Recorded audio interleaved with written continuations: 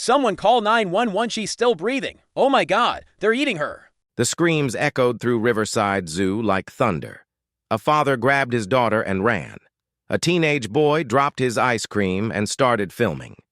In the middle of the reptile enclosure, just beyond the safety glass, something unthinkable was happening. There, in broad daylight under the scorching Florida sun, a young woman lay motionless on the concrete slab inside the crocodile habitat. Her uniform was soaked in blood. One leg twisted the wrong way. Her right arm was gone. One of the crocodiles, Razor, the biggest one, still had something red hanging from its jaws. Another one lurked close by, its thick tail swaying slowly. In the water, eyes locked onto the crowd. But no one was going in there. Children were crying. Tourists screamed in languages no one could understand. And amid the chaos, Lena Hart, just 26 years old, was dying.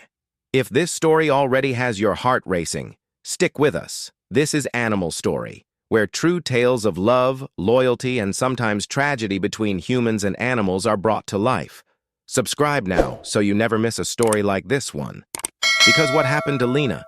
It's something America won't soon forget. But to understand what happened that day, we have to go back to where it all began. Just 8 months earlier, Lena had started her dream job at Riverside Zoo in Jacksonville. She was fresh out of the University of Florida with a degree in wildlife biology and a passion that could light up a room. She didn't want to work with lions or monkeys or butterflies. No, Lena had a thing for reptiles. They're misunderstood, she told her hiring manager on day one. Cold-blooded doesn't mean heartless. Her co-workers called her the Croc Whisperer.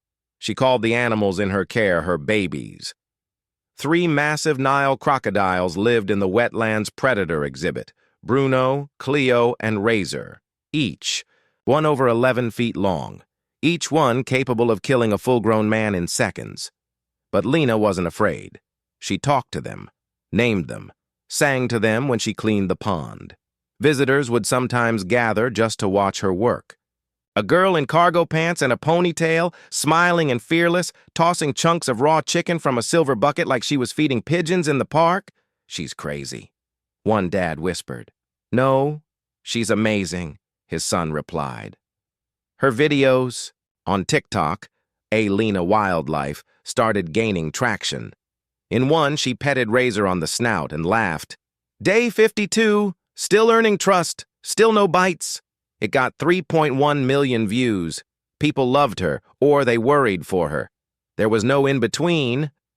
But Lena believed in what she was doing. She wasn't just feeding animals. She was changing minds. I want people to stop fearing crocodiles, she once told a local TV station. They're not monsters. They're ancient, instinctive creatures. And I feel honored to care for them. But what Lena didn't realize, what no degree or love or viral fame could prepare her for, is that nature doesn't love you back. And one Sunday afternoon, nature reminded her. From the outside, Lena Hart looked like the perfect fit for Riverside Zoo. She was young, bright, full of energy. Kids loved her. The staff admired her hustle. And her bond with the animals, especially the crocodiles, it was strange. Deep, like something out of a movie. She didn't just work here, said Angela Ruiz, the zoo's lead veterinarian. She lived for those animals. What most people didn't know is that Lena's connection to reptiles came from a very personal place. When she was 12, her little brother Adam drowned in a river behind their grandmother's house in Georgia. The only witness? A small alligator that had been sunbathing nearby. Lena was the one who found him. While the rest of her family moved on, Lena turned toward reptiles, studied them, obsessed even. They weren't responsible, she once told a friend. They're just creatures doing what they do. No hate, no evil, just instinct. That's how she ended up in Jacksonville. She wanted to prove to herself and the world that wild animals weren't monsters. Every morning before opening hours, Lena would enter the crocodile enclosure for checks. She'd walk the perimeter, clean algae off the rocks, and sometimes sit by the water, talking softly while Razor floated near her boots. Visitors never saw that part, but her coworkers did, and not all of them were okay with it. "I warned her more than once," said Bill Monroe, the zoo's reptile supervisor. "That's not a dog. That's not a therapy lizard. It's a prehistoric killing machine." Bill had seen enough in his 27 years at the zoo to know when something was off. And something was off. It started with Razor. In February, he stopped responding to cues.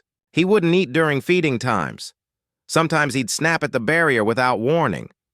Then there was that one morning Lena showed up with a bandage on her calf. "Fell in the parking lot," she said, brushing it off. But one of the interns swore he saw Razor lunge during a routine cleaning the day before. No video, just a hunch. But it was enough to make some of the staff uncomfortable. Angela Ruiz pushed for a behavioral evaluation. "We needed to be sure," she said, because Razor wasn't acting like himself. They brought in a consultant from Tampa, a reptile expert who'd worked with alligators and crocs in the Everglades. He watched Razor for 2 days. His conclusion? Too much familiarity. The animal sees her as part of the environment, not the dominant one. That's dangerous. He recommended Lena stay out of the enclosure until further training and security. Updates were in place, but Lena disagreed. Strongly. "This is fear-talking," she said. "You start treating animals like bombs, they'll act like bombs." She believed Razor's behavior was stress-related. Construction near the exhibit. Too many loud kids, weather changes. She always had a reason, always a theory. Even after. Cleo hissed at her through the barrier one morning, a behavior she'd never shown before. Lena said, "She's just in a mood. Female crocs get hormonal too." People joked about it in the break room, but some stopped laughing. Still, management didn't want to push her too hard. She was a star employee. Social media loved her. Her videos brought in younger visitors. And with budget cuts looming, the last thing Riverside Zoo wanted was bad press or a PR fallout. So they let it slide. They let her keep doing what she'd always done. Enter the enclosure, alone, bucket in hand, no guardrail, no second handler, just Lena and her babies. She filmed one final video on April 14th. Day 237. Trust isn't given, it's built. "I love you, Razor." She reached out and touched his snout. He didn't flinch. He didn't blink. He just stared. And behind the camera, no one saw it. But something in his eyes had changed. There's a moment in every tragedy where people look back and say, "We should have seen it coming." For Lena Hart, that moment came long before the attack. It began with the chickens. Bruno, the oldest croc, used to wait at the far end of the pool for feeding. Always calm, always routine. But one Monday morning in March, he lunged at the bucket before Lena had even stepped fully into the enclosure. He knocked it from her hands, sending bloody chicken pieces flying across the concrete. Razor grabbed one. Cleo grabbed 3. Lena stood frozen. Later, she laughed it off. "Guess someone was hangry," she told the zookeepers in the break room. But Angela Ruiz, the vet, wasn't laughing. She reviewed surveillance footage that showed Razor circling Lena twice before the bucket even entered the pen. His movements weren't hungry, they were predatory. Calculated. Angela brought it up in a safety meeting. "We need to change protocols. No solo entries anymore." Lena rolled her eyes. "They're animals, not criminals." Then came the incident with the zoo intern. Nate, a 19-year-old college freshman, was shadowing Lena one afternoon. He stayed behind the gate like instructed, watching her clean algae from the corner pond wall. Razor, meanwhile, had been motionless for nearly 15 minutes. Suddenly, Nate swore Razor inched forward, barely an inch every few seconds, closer and closer to Lena's back. "I yelled at her," Nate later said. "She turned and laughed at me," he told his supervisor. Wrote it in his daily report. But Lena told HR that he was exaggerating. "He's nervous," she said. "Not everyone's cut out for reptiles." A week later, Cleo bit through the metal tongs during feeding, shattered the tip clean off. Lena still used the same pair afterward, duct taping them back together. That same day, Razor refused food for the 4th time in 2 weeks. Not unusual for a croc in the wild. But in captivity, it was a red flag. When big reptiles stop eating, it's not always sickness. Sometimes, it's instinct kicking in. Sometimes, they're preparing to hunt. Bill Monroe, the senior keeper, had finally had enough. He walked into the director's office and demanded changes. "She's in danger," he said. "Every day she goes in there, she's rolling dice." The director promised a review, promised to speak to Lena. But nothing changed. She was still the zoo's golden girl. Her face was on their website banner. Her videos drove traffic. Local school groups booked field trips just to catch a glimpse of her feeding the monsters. And so Lena kept walking into that enclosure, smiling, filming, calling Razor by name. She didn't see what the animals saw. They didn't see a zookeeper. They saw a pattern. A woman who came in, same time, same bucket, same shoes, day after day. No backup, no barrier, no weapon. To them, she was part of the environment. And Razor? Razor was a 12-foot crocodile with a bite force of 3,700 psi. That's stronger than a T-Rex. One night, Angela found Lena alone at the gate after closing. She had her head against the mesh, eyes fixed on the still water inside. "I think Razor's depressed," she said quietly. "He doesn't respond to my voice like he used to." Angela replied gently, "Maybe he's just being a crocodile." Lena looked up. "I've spent months building trust. He knows me. He would never hurt me." Angela didn't argue. She knew it wouldn't matter. Because love, devotion, affection, none of that changes instinct. The following Sunday, zoo staff noticed something disturbing. The security latch on the croc enclosure had been switched to manual override mode. Someone, most likely Lena, had disabled the safety lock. Why? So she could enter more easily, so no one would know when she went in. That afternoon, she had a private feeding demo scheduled for a group of VIP visitors. Teachers, kids, parents, a full house. She posted one last video. "Day 243. Razor and I have a surprise for you guys today. Stick around. This one's special." She smiled at the camera. But behind her, Razor was already watching, waiting. It was Sunday, 2:17 p.m. Families with strollers lined the wooden walkway overlooking the wetlands predator enclosure. Children leaned on the railing, parents wiped sweat from their brows, and teachers snapped photos. A group of 6th graders from Jacksonville Christian Academy stood in the front row, fidgeting with excitement. They were there for one reason: Lena Hart. She walked into the enclosure like she always did, confident, calm, smiling. Her tan zoo uniform was freshly pressed, a GoPro clipped to her shoulder strap. In her left hand, a silver feed bucket filled with raw chicken. "Okay, everyone," she called out.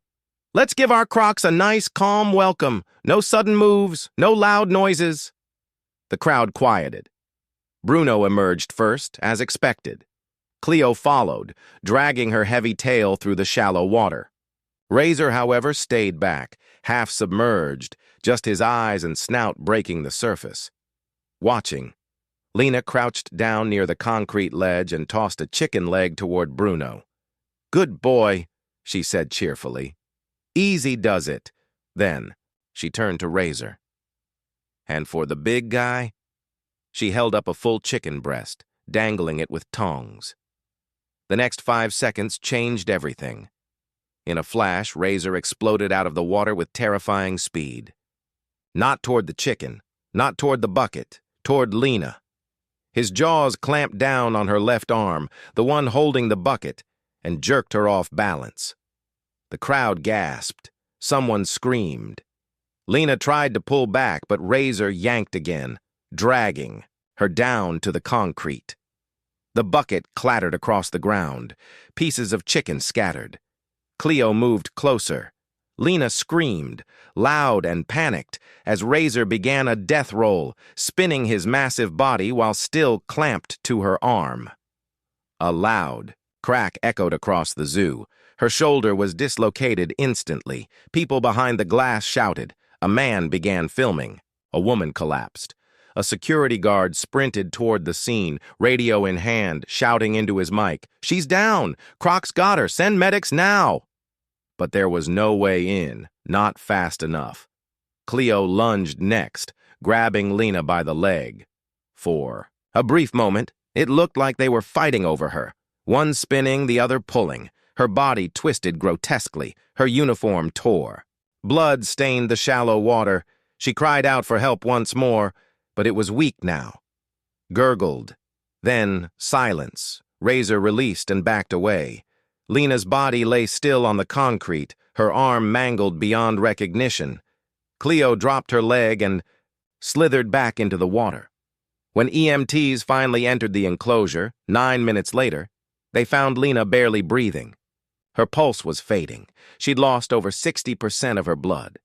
Zoo staff tried CPR on site.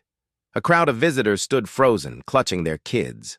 Others fled the scene, traumatized. A boy in the front row, no older than 10, whispered to his teacher, "I thought she loved them." His teacher couldn't answer.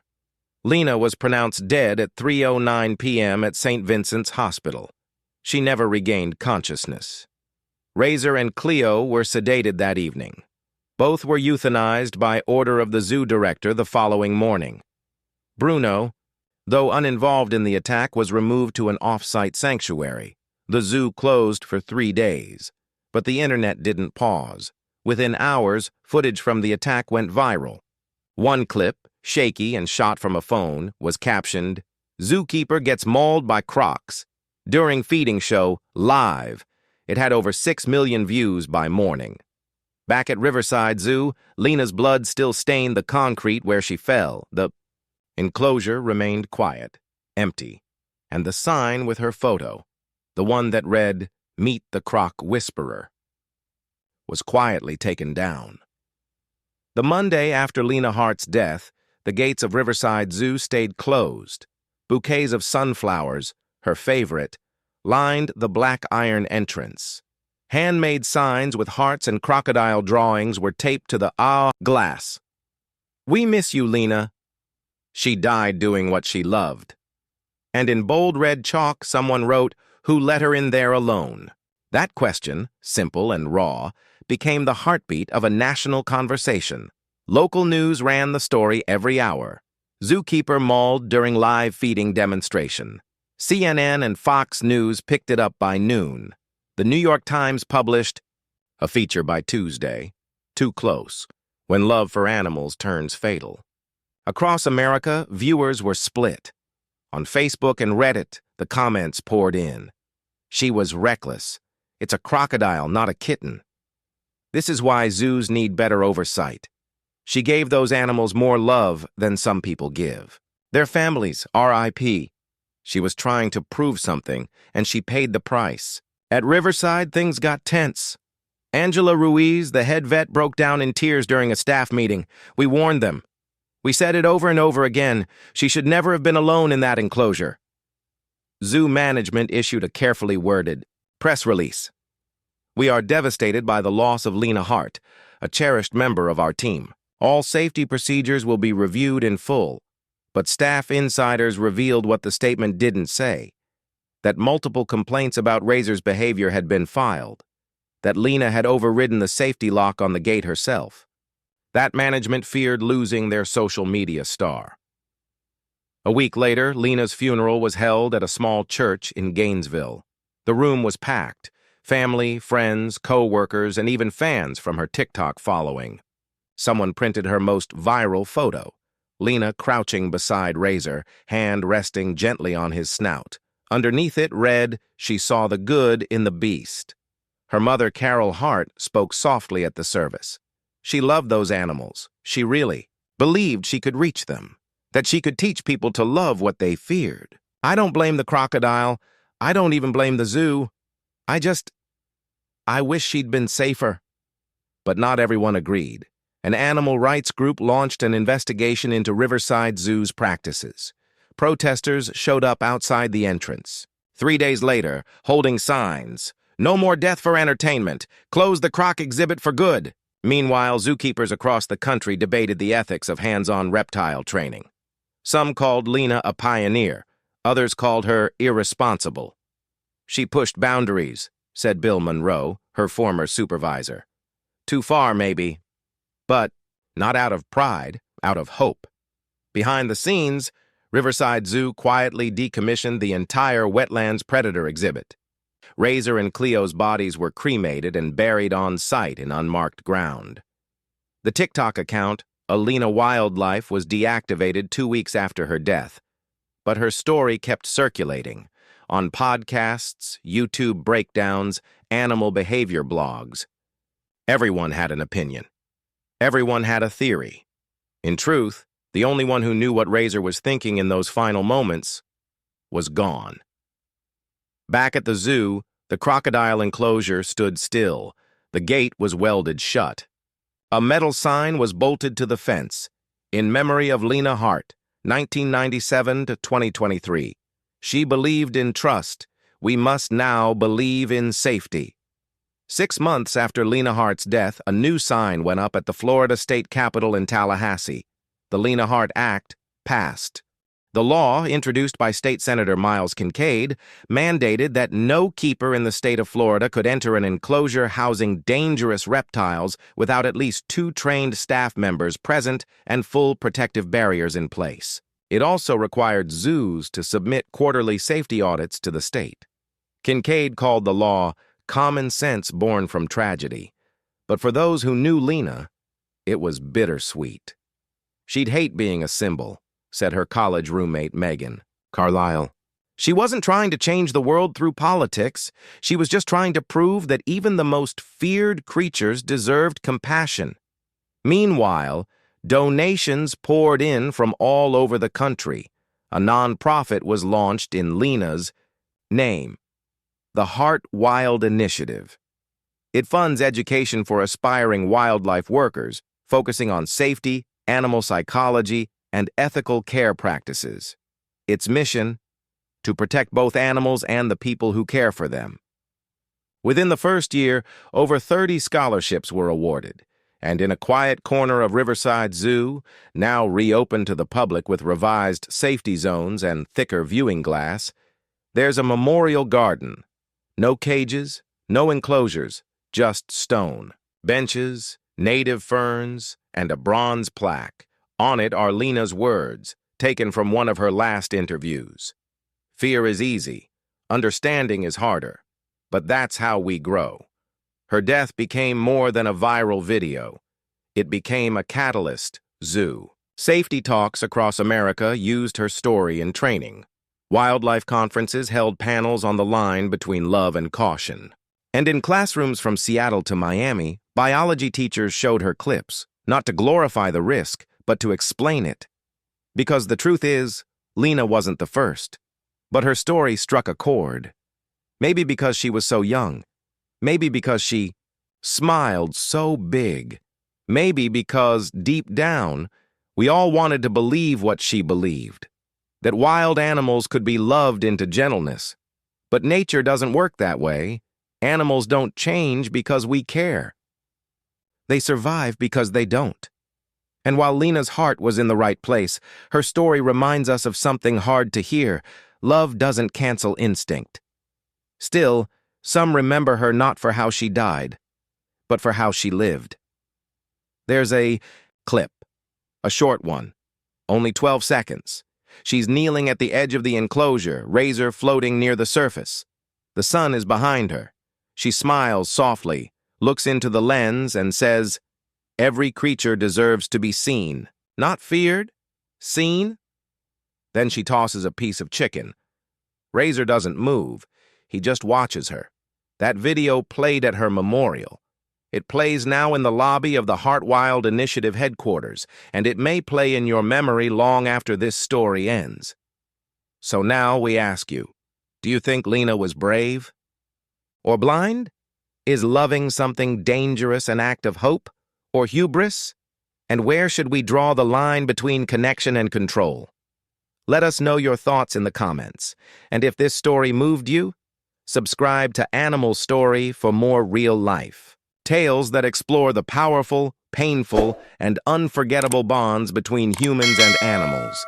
Because sometimes the hardest stories are the ones we most need to hear.